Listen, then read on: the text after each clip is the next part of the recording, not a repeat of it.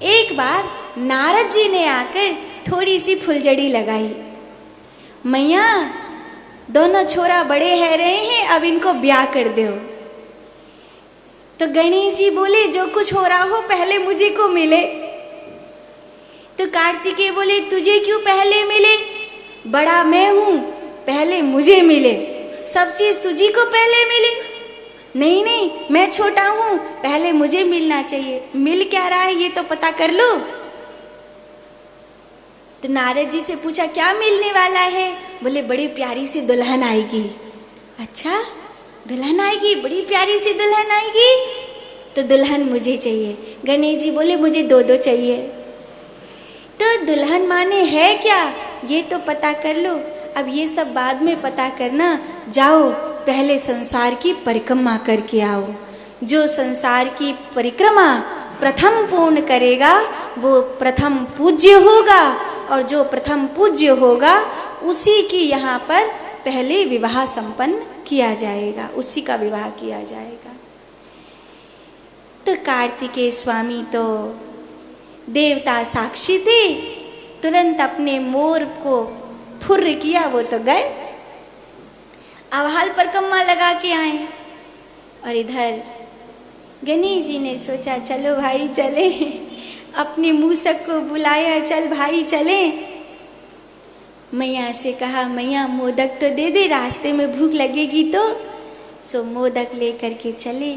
कैलाश से बाहर थोड़ी दूर आए, थक गए, ध्यान लगा कर बैठे, शांत हो गए। जब वो शांत हुए तो उन्होंने सोचा कि ये परिक्रमा हमसे तो होगी नहीं, ये संसार की परिक्रमा हमसे तो होगी नहीं, तो इतने देर यहाँ ध्यान में बैठे रहो, भैया को आ जान दो, फिर दोनों साथ साथ चलेंगे। सो शांत होकर के ध्यान में बैठे कि तभी उनके हृदय में आवाज गूंजने लगी कि संसार की परिक्रमा करनी है, संसार की परिक्रमा करनी है। तो गणेश जी ने सोचा मेरा संसार तो मेरे माता पिता हैं, तो मुझे अपने माता पिता की परिक्रमा करनी चाहिए। गणपति बप्पा आए और एक हाथ पकड़ के लाए पार्वती जी को, एक हाथ पकड़ के लाए भोले बाबा को, और दोनों को आसन पर विराजित कर दिया।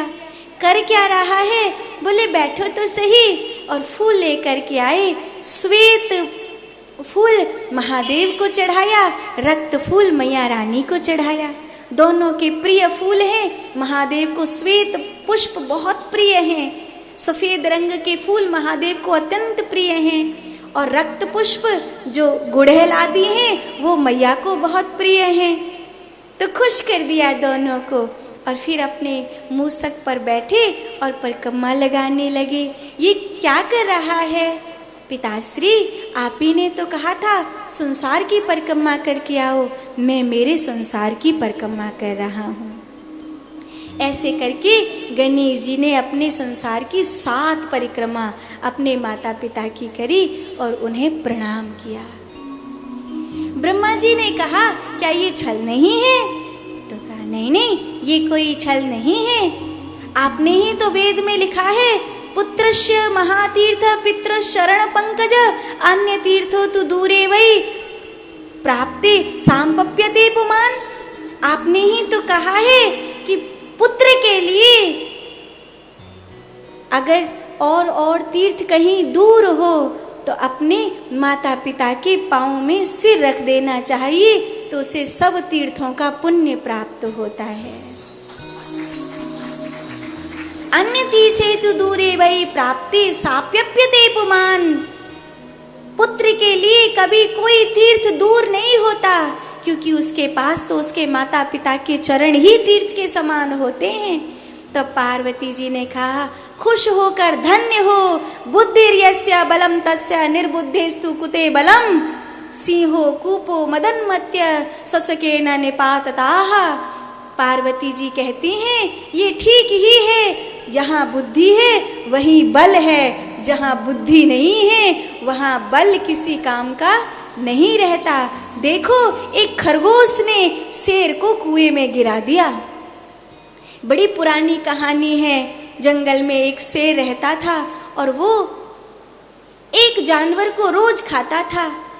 तो एक दिन उस खरगोश की बारी आई, बेचारे का नंबर आया तो जाना ही पड़ेगा। जंगल का नियम यही है कि एक को तो रोज जाना ही जाना है। तो आज उसकी बारी आई, बड़ा दुखी था, अब शेर मुझे खा जाएगा। गया तो सही बेचारा, धीरे धीरे गया, थोड़ा लेट हो गया। शेर ने कहा, इतनी देरी से क्यों आया है? खरगोश बोला, क्या बताऊं महाराज, मैं तो बहुत जल्दी आ रहा था, लेकिन तभी तो वहाँ पर एक और शेर मिल गया, बिल्कुल आपके जैसा था, बस उससे ही जान बचा के जैसे तैसे आया हूँ। तो शेर बोला, यहाँ तो कोई दूसरा शेर है ही नहीं, मैं ही अकेला हूँ। कहाँ मिला तुझे? महाराज वहीं आधे रास्ते में है, आपको देखना है? हाँ हाँ देखना है, चलिए दिखाता हूँ। सो खरगोश लेकर आया शेर को कुएं के पास। महाराज यहीं मिला था मुझे। अच्छा यहीं? कहाँ है?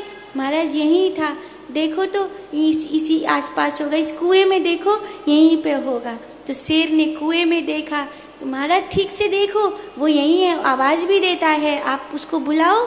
तो शेर ने दहाड़ मारी, तो स्वाभाविक है कुएं में से आवाज़ आई। तो कुएं में से आवाज़ आई, देखा महाराज आपके पीछे पीछे बोला कि नहीं बोला? मैं उसको देखकर डर गया था, जैसे तैसे जान बचा के भागा हूँ। देखो बिल्कुल आपके जैसा दिखता है ना। शेर ने शकल देखी, कुएं के पानी में शकल दिख रही थी, हाँ बिल्कुल मेरे जैसा है। महाराज अब तो आपके पास जो कुछ शिकार आएगा देरी से ही आएगा, हो सकता है आए ना भी आए।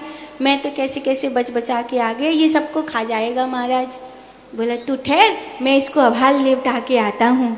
तो शेर कुएं में उस शेर को निपटाने के लिए गया, और कहते लौट के कभी नहीं आया, और इस तरह खरगोश की जान बच गई। तो सिंहो कूपे मदोन्मत्त ससके न निपातिताः।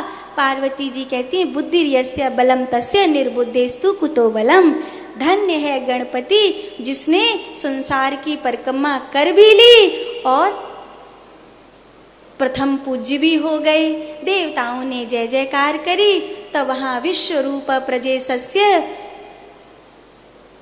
विश्व रूप नाम के प्रजेश आए। उनकी 2 बेटी हैं, सिद्धि और बुद्धि। पूछा, भगवान मेरी किस पुत्री के साथ आप गणेश जी का विवाह करेंगे? तो महादेव कहते हैं, तुम्हारी जिस पुत्री को मेरा पुत्र प्रिय हो वही उसके साथ विवाह करे। तब दोनों ने एक साथ कहा कि हमको वह प्रिय है, और आंखें झुकाकर जब दोनों ने एक साथ कहा तो दोनों के साथ गणपति जी का ब्याह हो गया। बोलिए सिद्धि बुद्धि गणपति गणेश की। सिद्धि बुद्धि संहितायाम गणपति बप्पा का पूजन हुआ।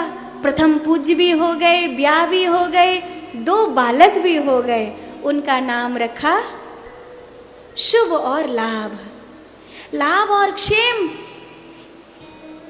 तब जाके कहीं कार्तिकेय जी लौट कर आए। तो नारद जी इन दिनों उन दोनों को बिठाकर वीणा सिखा रहे थे। तो कार्तिकेय स्वामी ने प्रणाम किया और कहा, गुरुदेव ये छोटे छोटे बालक कौन हैं? बहुत प्यारे हैं, और आप कैलाश पर इनको वीणा क्यों सिखा रहे हैं? तो नारद जी बोले, तुमको कुछ भी नहीं पता? अरे कोई और थोड़े हैं, तुम्हारे ही अपने हैं। अरे राम राम राम, तुम्हारे साथ बहुत बुरा हुआ। महादेव ने तुमको भेज दिया, और उसके बाद गणेश का ब्याह भी हो गया, और ये उसके 2 बालक हैं। कार्तिकेय स्वामी यहाँ महादेव से कुछ कहते, सुनते, माँ की बात सुनते, तो शायद उनको उस समय की परिस्थिति समझ में आती कि गणेश ने माता पिता की परिक्रमा पूरी करके संसार की परिक्रमा पूरी करने का भाव पूरा कर दिया है। अपने अपने संसार की परिक्रमा पूरी करनी है। तुमने तुम्हारे संसार की परिक्रमा पूरी करी है, उसने उसके संसार की परिक्रमा पूरी करी है। तो इसमें विवाद का कोई प्रश्न ही नहीं था। और उस समय झुंझुला तो गणेश भी सकता था कि ऐसी प्रतियोगिता रखी है जिसमें भैया ही जीतेगा, मैं तो कभी जीत ही नहीं सकता। तो उस समय गणेश जी भी रूठ सकते थे, लेकिन गणेश जी रूठे नहीं, उन्होंने मार्ग निकाला। आज मार्ग निकालने की बारी कार्तिकेय स्वामी की थी, लेकिन कार्तिकेय स्वामी फिर एक बार रूठ गए कि हमेशा मेरे साथ ऐसे ही होता है।